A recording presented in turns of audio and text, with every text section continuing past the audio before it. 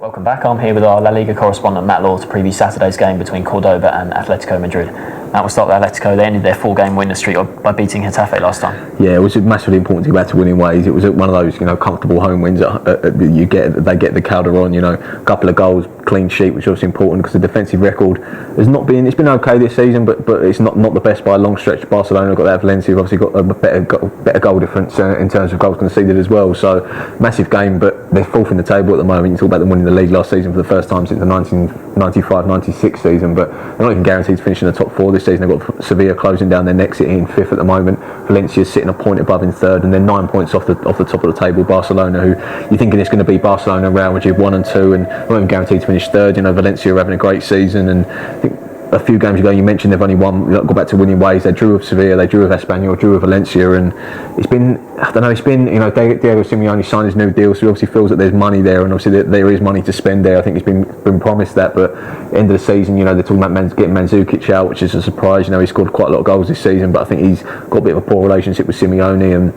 obviously players at the back. Godin's had a great season. Miranda's obviously out suspended for this one.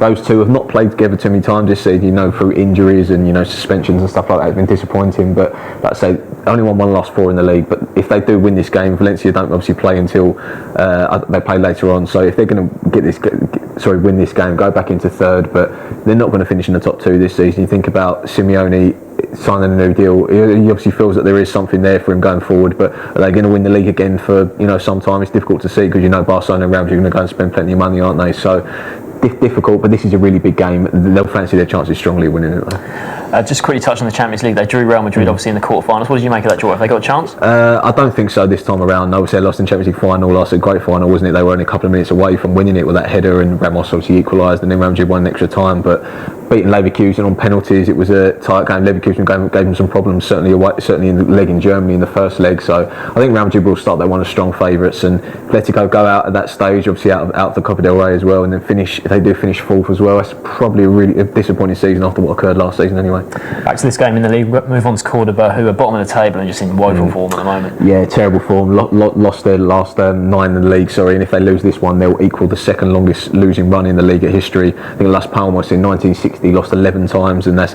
the record at the moment, so they're getting dangerously close to that. And I think early in the season, the way they came up from the Segunda last season, they came up in extraordinary circumstances. One scored late on to get through the playoffs and came up, and they obviously were the underdogs to finish. They are sitting bottom of the table, sitting 7 points from safety at the moment, and last time out against Sociedad they went there and ended up finishing the game with 8 men, got 3 players suspended. It was poor discipline, lost the game 3-1. A couple of dodgy decisions in there maybe, but they're a team that, they've got players like Bebe, and Manchester United fans will remember him. He's there.